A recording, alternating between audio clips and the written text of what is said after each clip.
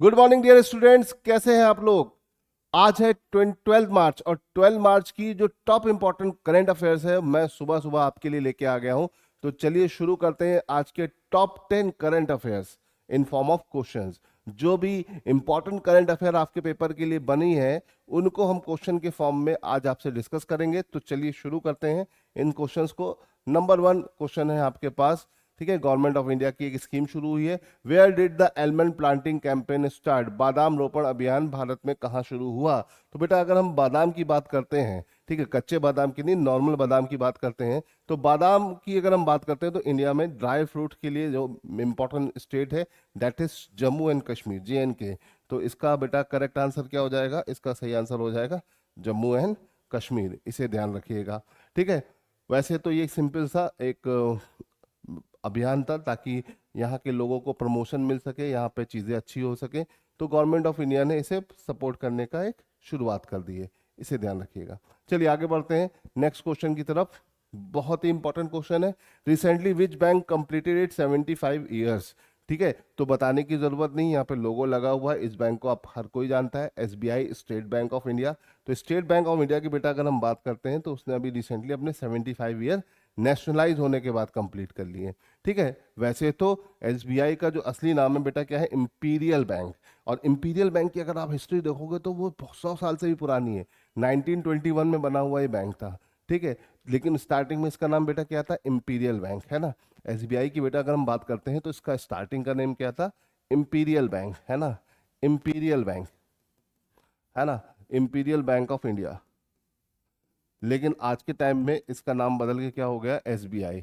1921 में बना था बेटा। जब ये बना था तो तब इसका अपना अलग इतिहास था, लेकिन बाद में 55 में ये रीनेम हो गया। और 55 से हमारे पास क्या चला रहा है? 1955 से स्टेट बैंक ऑफ इंडिया। तो इसे ध्यान रखिएगा, ठीक है बेटा। और अगर हम बात करते हैं तो पुराना नाम तो मैं आपको बता ही चुका हूँ, ठीक है। 1921 में बना था। रीनेम कब हुआ? 1955 में, सॉरी। और तब से इसका नाम क्या पड़ गया? स्टेट बैंक ऑफ इंडिया, है ना। और इसके जो पहले चेयरमैन थे तब जब ये फॉर्म हुआ, किस फॉर्म में? स्टेट बैंक ऑफ में। तो इसके पहले चेयरमैन थे जॉन मथाई, याद रखिएगा। और अभी हैं CS शेट्टी, चल्ला श्रीनिवासुलु शेट्टी, ठीक है। आप इनकी फोटो देख सकते हैं, CS शेट्टी जी की।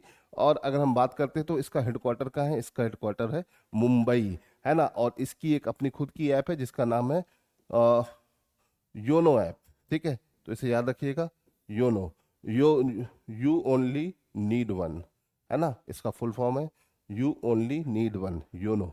योनो ऐप को इन्होंने स्टार्ट किया है ना। तो SBI की इंपॉर्टेंट ऐप कौन सी बेटा? योनो। ये सब पॉइंट्स हैं जो आपको ध्यान रखने, ठीक है। आप कोई भी पेपर दे रहे हो, ये सारे पेपरों में पूछा जाता है। आप एफकैट दे रहे हो या NDA दे रहे हो, CDS दे रहे हो, या कोई भी एग्जाम दे रहे हो बेटा, क्वेश्चन करंट के तो वैसे ही आएंगे जैसे बन सकते हैं, ठीक है। तो इसे ध्यान रखिएगा। चलिए यहाँ से आगे बढ़ते हैं, नेक्स्ट क्वेश्चन की तरफ चलते हैं। Which country reinstatement as a member of OIC? अच्छा, OIC का फुल फॉर्म पता होना बहुत जरूरी है ना। OIC का है फुल फॉर्म है ऑर्गेनाइजेशन ऑफ इस्लामिक कोऑपरेशन, है ना। जो इस्लामिक कंट्रीज हैं उनके ऑर्गेनाइजेशन की बात हो रही है। और हाल फिलहाल में किस कंट्री को वापस उसका मेंबर बना दिया गया है? पहले थी लेकिन बाद में हट गई, फिर वापस मेंबर बन गई। तो इसका आंसर है बेटा सीरिया। सीरिया को इसका नया वापस मेंबर बना दिया गया है OIC के बारे में अगर हम बात करते हैं तो बेटा। OIC का फुल फॉर्म है ऑर्गेनाइजेशन ऑफ इस्लामिक कोऑपरेशन, ठीक है। It's an intergovernmental organization founded in 1969। Headquarter is in Jeddah, Saudi Arabia. Jeddah Saudi Arabia में इसका हेडक्वार्टर है। इसमें टोटल मेंबर है 57। इसका मेन एम क्या है? To protect the interest of Muslim world, to promote international peace and harmony, to safeguard and promote human right, democracy and the rule of law, ठीक है। और to protect and preserve the environment. Basically ये एक piece making organisation है जो system में piece को generate करने के लिए और एक प्रॉपर तरीके से सारे ह्यूमन राइट फॉलो हो उसको चलाने वाली एक संस्था है, ये बोल सकते हैं। और सीरिया हाल फिलहाल में वापस इसका मेंबर बन गया है, इसे ध्यान रखिएगा, ठीक है। चलिए आगे बढ़ते हैं बेटा। तो सीरिया की बात करते हैं। सीरिया का कैपिटल क्या है? सीरिया काफी न्यूज में है, ठीक है। सीरिया में बहुत बवाल मच चुका है लेकिन उसके बाद भी अभी न्यूज में, क्योंकि इसका कैपिटल है, याद रखिए कैपिटल क्या है? डेमेकस। ठीक है, इसका जो करेंसी है सीरियन पाउंड है, और इसके प्रेसिडेंट है अहमद अल सहारा। ठीक है, तो इसे ध्यान रखिएगा। सीरिया को अगर आप ध्यान से देखेंगे तो ये एशिया का एक इंपॉर्टेंट कंट्री में से एक है। सीरिया अपना बाउंड्री लेबनान के साथ, तुर्की के साथ, इराक के साथ शेयर करता है, और जॉर्डन के साथ भी। तो इस तरह से देखा जाए तो सीरिया अपना बाउंड्री चारों तरफ से अलग अलग कंट्री, मुस्लिम कंट्रीज से ही शेयर करता है। ठीक है, तो इसे याद रखिए, चाहे लेबनान हो, चाहे जॉर्डन हो, चाहे इराक हो, चाहे टर्की हो, ये सब आपके इसी तरह के नेशंस हैं। ठीक है, ये सब OIC के मेंबर्स भी हैं। ठीक, इसे ध्यान रखिएगा। चलिए अब आगे बढ़ते हैं। छोटा सा करंट अफेयर है। Who become the new unified welter wait champion, है ना, लॉरेन प्राइस, है ना, लॉरेन प्राइस बनी, ठीक है, नई वेल्टर वेट चैंपियन, याद रखिएगा ये है। ठीक, इनके पास बहुत सारे टाइटल्स हो चुके हैं, सबको लेके ये खड़ी हुई हैं, तो आप इसे ध्यान रखिएगा। बहुत ज़्यादा इंपॉर्टेंट नहीं है, बस ध्यान रखिएगा कि कौन बना। ठीक है, चलिए आगे बढ़ते हैं। तो ये इंपॉर्टेंट है। How long has the election commission place to take to resolve the issue of duplicate voter ID number. ठीक है, अगर आपके पास दो वोटर ID नंबर हैं तो इलेक्शन कमीशन ने इसको रिजॉल्व करने के लिए कितना टाइम मांगा है? 1 महीना, 6 महीना, 1 साल, 3 महीना। ठीक है बेटा, अगर हम बात करते हैं तो इलेक्शन कमीशन ऑफ इंडिया जो है वो इंडिया में इलेक्शन को कराने के लिए रिस्पॉन्सिबल बॉडी है, इसे ध्यान रखिएगा। ठीक है, election commission of India India में इलेक्शन कराने के लिए main whole and soul body है। ठीक है, और अगर हम बात करते हैं तो 3 महीने तक का टाइम यहाँ पर मांगा गया है, इसे ध्यान रखिएगा, 3 मंथ्स। ठीक है, अब अगर हम यहाँ पे बात करते हैं तो इलेक्शन कमीशन कब बना था बेटा? बना था 1950 में। ठीक है, इस वक्त इलेक्शन कमिश्नर ऑफ इंडिया बने हैं, नए नए अपॉइंट हुए, न्यूली अपॉइंट हुए, ज्ञानेश कुमार। हेडक्वार्टर कहाँ है बेटा? न्यू दिल्ली में। आर्टिकल कितना? 324। हमारे कॉन्स्टिट्यूशन में आर्टिकल 324 के अंदर इलेक्शन कमीशन के बारे में बताया गया है ना। और किस पार्ट के अंदर आता है? 15 पार्ट। तो कौन सा पार्ट है? Part number 15। अगर हम बात करते हैं इलेक्शन कमीशन ऑफ इंडिया की, तो इलेक्शन कमीशन ऑफ इंडिया का काम क्या है? इंडिया में फ्री और फेयर इलेक्शन कराना, साथ ही साथ जो भी इलेक्शन से रिलेटेड काम है उन सबको करना, चाहे आपका वोटर ID बांटना हो या किसी पार्टी को इलेक्शन सिंबल देना हो। ये सारा का सारा काम बेटा किसका होता है? ये सारा काम होता है इलेक्शन कमीशन ऑफ इंडिया का, इसे ध्यान रखिएगा। चलिए अब यहाँ से आगे बढ़ते हैं और अपने अगले क्वेश्चन की तरफ चलते हैं। बहुत अच्छा और शानदार क्वेश्चन है। In which city did the controller auditor general meet with 16 finance commission to assess India's financial landscape? देखिए, दो कॉन्स्टिट्यूशनल बॉडी एक दूसरे से मिल रही हैं और दोनों ने मिलकर क्या किया है? Assess the Indian financial landscapes, जितने भी इंडिया के फाइनेंशियल लैंडस्केप है उनको असेसमेंट किया है। ठीक है, कैग की बेटा अगर हम बात करें तो कैग हमारा एक कॉन्स्टिट्यूशनल बॉडी है ना, CAG, और फाइनेंस कमीशन भी एक कॉन्स्टिट्यूशनल बॉडी है। ठीक है, कैग एक होता है और फाइनेंस कमीशन का चेयरमैन एक होता है ना। इस वक्त फाइनेंस कमीशन की अगर हम बात करें तो आर्टिकल 280 के अंदर फाइनेंस कमीशन डिस्क्राइब है। किस आर्टिकल में? आर्टिकल 280। अगर हम बात करते हैं बेटा फाइनेंस कमीशन की, तो फाइनेंस कमीशन का जो चेयरमैन है वो कौन है? वो है आपके अरविंद पंगड़िया, इसे ध्यान रखिएगा। ओके,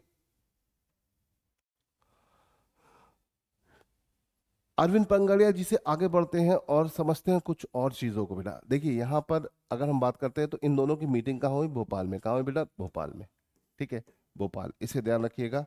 और अगर हम यहाँ पे बात करते हैं, कॉम्प्ट्रोलर ऑडिटर जनरल दोनों कहाँ मिले हैं? भोपाल में, सॉरी। ठीक है, कहाँ मिल गए बेटा? भोपाल में। This meeting was a significant step to address fiscal changes, challenges and improving financial transparency as various level of government in India. The consultation focused on the range of fiscal issue, including state old tax revenue and off budget borrowing. देखिए अगर हम यहाँ बात करते हैं तो ज़्यादातर जो आपका कैग का काम है और फाइनेंस कमीशन दोनों टैक्स से रिलेट करते हैं, है ना। फाइनेंस कमीशन क्या करता है बेटा? फाइनेंस कमीशन आर्टिकल 280 के अंदर है ना। अरविंद पंगड़िया जी इस वक्त फाइनेंस कमीशन के चेयरमैन हैं। और अगर हम बात करते हैं तो इंडिया में स्टेट और सेंटर के बीच में टैक्स डिस्ट्रीब्यूशन का काम किसका है? आपका फाइनेंस कमीशन का। जो भी टैक्स दिए जाते हैं, ठीक है, स्टेट को दिए गए या सेंटर को दिए गए, वो प्रॉपर तरीके से लोगों के भलाई के लिए इस्तेमाल हो रहे हैं कि नहीं हो रहे हैं, इसको ऑडिट करता है कौन? कैग। ठीक है, कैग एक आदमी होता है, जो इन सब चीज़ों को क्या करता है बेटा, ऑडिट करता है। तो जल्दी से मुझे कमेंट में कैग का नाम बताइए, इंडिया के करंट कैग कौन है, इसका नाम मुझे कमेंट सेक्शन में आप लोग सब बताइए, ठीक है। तो कैग और फाइनेंस कमीशन ने मिलकर ये एक मीटिंग करी कि टैक्स को कैसे सही कर सकते हैं। कहाँ करी मीटिंग बेटा, भोपाल में, इसे ध्यान रखिएगा, ठीक है। चलो यहाँ से आगे बढ़ते हैं। Where is the world largest iceberg, colossal A23A currently stuck.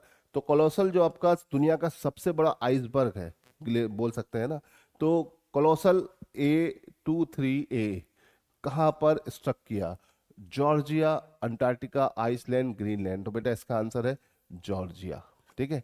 दुनिया का सबसे बड़ा आइसबर्ग आपको देख सकते हो, है ना, ये है ना, बहुत बड़ा है।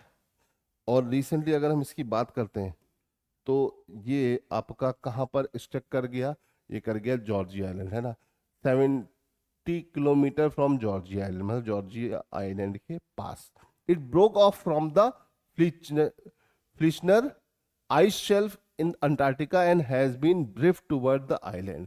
और ये कहाँ से फ्लोट करता हुआ आ रहा है बेटा, अंटार्कटिका से, मतलब साउथ पोल से ये नॉर्थ पोल की तरफ ट्रेवल करता हुआ चला आ रहा है।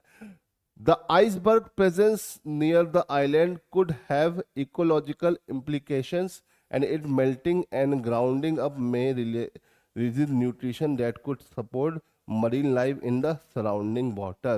तो भाई इसके मेल्ट होने से सिस्टम में बहुत सारे न्यूट्रिशन मिलेंगे मरीन एनिमल्स को और वाटर को, तो ये इसका एक अलग इंपॉर्टेंस है, ठीक है। Georgia island is a British overseas territory with the terrestrial claim from Argentina as well.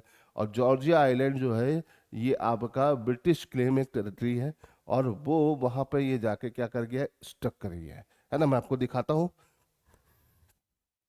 ये देखिए साउथ जॉर्जिया के पास ये जाकर स्टक कर गया है यहाँ पर, ठीक। ये साउथ पोल से ड्रिफ्ट करता हुआ यहाँ पर साउथ अमेरिका के पास, ये साउथ जॉर्जिया में जाकर स्टक कर गया है ना। और ये देखिए ये यहाँ पर इस तरह से मूव करता हुआ, ये अलग अलग डेट में इसकी बताया गया है कि 23, 31, 14 फरवरी, 18 फरवरी, फिर आखिर में जाके यहाँ पे ये स्टक कर गया है, फंस गया है। तो ये कहाँ पे फंस गया है, साउथ जॉर्जिया। साउथ जॉर्जिया कहाँ पड़ता है बेटा, आपका अटलांटिक ओशन में, ठीक है। ये साउथ अमेरिका के अंदर आता है, ठीक है। बेसिकली इस पे क्लेम है किसका, ब्रिटिशर्स का। बट अगर हम इसकी बात करते हैं तो ये अंटार्कटिका के सबसे करीब है, ठीक है। तो इसे ध्यान रखिएगा। चलिए अब आगे बढ़ते हैं और क्वेश्चन नंबर 8 की तरफ चलते हैं। Which state CM launch a joint credit camp under the Mukhyamantri Yuva उद्यमी विकास अभियान। तो मुख्यमंत्री युवा विकास अभियान भारत में किस राज्य के मुख्यमंत्री ने शुरू किया। तो भाई ये जो अभियान है इसको शुरू करने का श्रेय जाता है उत्तर प्रदेश के सीएम श्री योगी आदित्यनाथ जी को, ठीक है। तो यूपी इसका बेटा सही आंसर है, ठीक, यूपी याद रखिएगा। अब अगर हम बात करते हैं यूपी पॉपुलेशन वाइज इंडिया का सबसे बड़ा स्टेट है। इंडिया में सबसे ज्यादा पॉपुलेशन कहाँ पर है, उत्तर प्रदेश। उत्तर प्रदेश का कैपिटल क्या है बेटा, लखनऊ, ठीक है। और इंडिया में सबसे ज्यादा स्टेट्स के साथ बाउंड्री बनाने वाला स्टेट भी कौन सा है, यूपी। यूपी आपका 8 स्टेट्स के साथ बाउंड्री बनाता है, इसे ध्यान रखिएगा, ठीक है। तो अगर हम यहाँ पे बात करते हैं बेटा, तो Uttar Pradesh CM Yogi Adityanath launch the joint credit camp in Gorakhpur and Basti to support youth entrepreneurship under the Mukhyamantri Yuva उद्यमी विकास अभियान, ठीक है। तो ये स्कीम यूपी में गोरखपुर और बस्ती जिले में लॉन्च की गई है। स्कीम इनिशिएटेड इन 2025, है ना, January 20, aim to empower young entrepreneurs. It has already received 2.5 lakh application with 931 crore in loan approved by for 24,000 applications। मतलब फॉर्म्स कितने आए थे बेटा, 2.5 लाख फॉर्म आए थे और 931 करोड़ रुपए अलॉट किए गए हैं। और कितनी एप्लीकेशन अप्रूव की गई, 24,000 लोगों की एप्लीकेशन अप्रूव की गई है। Additionally 400 crore have been distributed to 10,500 entrepreneurs helping boost the state youth driven entrepreneurial initiative. तो इंडिया में एंटरप्रेन्योरशिप को बढ़ावा दिया ही जा रहा है। अब इंडिया के कई स्टेट वाइज भी इसको बढ़ावा देने की बात शुरू हो गई है। यूपी एक एग्रीकल्चर स्टेट है और यहाँ पर डिफरेंट डिफरेंट छोटे मोटे व्यवसायों को आगे बढ़ाने के लिए एक ये प्रोग्राम शुरू किया गया है, जिसमें जो पुराने स्टार्टअप है उनको भी बूस्ट करने की शुरुआत की जा रही है, और जो नए स्टार्टअप हैं उनके आइडियाज़ को समझना, क्या वो चल सकते हैं, उसके आधार पर उनको पैसा डिस्ट्रीब्यूट करने की बात हो रही है। तो ये स्कीम जो है ये युवाओं के लिए है, आज के यूथ के लिए, ताकि वो सेल्फ रिलायंस सेल्फ डिपेंडेंट हो सकें, इसे ध्यान रखिएगा। ठीक है तो ये स्कीम यूपी में शुरू हुई। चलिए, which state launch the project Hifazat to ensure women safety and dignity. तो भारत में किस राज्य ने प्रोजेक्ट हिफाजत की शुरुआत करी है? तो बताने की जरूरत नहीं, आप देख सकते हैं यहाँ पर, ये आपका पंजाब राज्य ने शुरू किया है ना। और महिलाओं की सुरक्षा और गरिमा को सुनिश्चित करने के लिए किस राज्य ने प्रोजेक्ट हिफाजत की लॉन्च किया? तो आंसर है बेटा दोनों का क्या? पंजाब। इसे ध्यान रखिएगा, पंजाब इन दोनों का आंसर है। ठीक, पंजाब के जो सीएम है उनका नाम तो आप जानते ही हैं। ठीक है, अब आपकी गवर्नमेंट चल रही है, आप सरकार की, आम आदमी पार्टी की। Project Hifazat was launch by the Punjab government to ensure safety and dignity of women. The aim is to strengthen the response mechanism for victim of violence by offering 24/7 support through women's and child helpline। मतलब अगर कोई भी domestic violence या किसी भी तरह का violence महिलाओं के लिए होता है तो 24/7 की यहाँ पर सर्विस है, हेल्पलाइन है।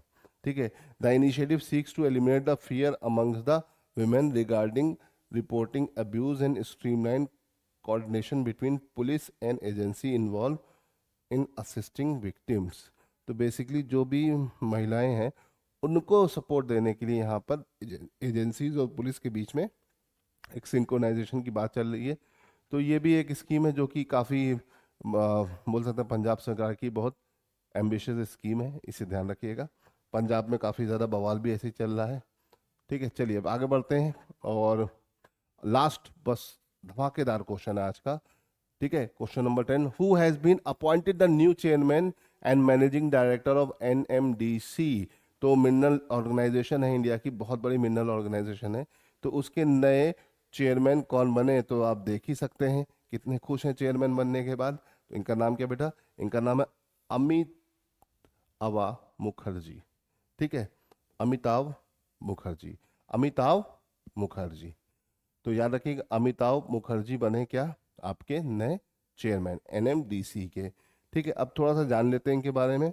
ठीक है, 6 मार्च को ये अपॉइंट हुए हैं। ठीक है, इससे पहले ये एडिशनल सीएमडी थे और 2028 तक ये चेयरमैन रहेंगे। NMDC is an Indian public sector undertaking focus on mineral exploration and its headquarter located in Hyderabad. NMDC एक इंडिया की पीएसयू सेक्टर है जो मिनरल्स को एक्सट्रैक्ट करने में सारा काम करती है। इसका हेडक्वार्टर बेटा मेनली कहाँ पर है? हैदराबाद में। ठीक है, अब यहाँ पे बात करते हैं। तो एनएमडीसी का full form national minerals development corporation. ठीक है, ये इंडिया के जितने भी मिनरल्स हैं उन्हें एक्सट्रैक्ट करके उनको प्रोसेस करने में काम करती है। आयरन हो, जिप्सम हो, मैग्नेसाइट हो, डायमंड हो, टिन हो, टंगस्टन हो, ग्रेफाइट हो, कोल हो, इन सब का मेन ऑर्गेनाइजेशन यही है। ठीक है, कब बना था? 1958 में।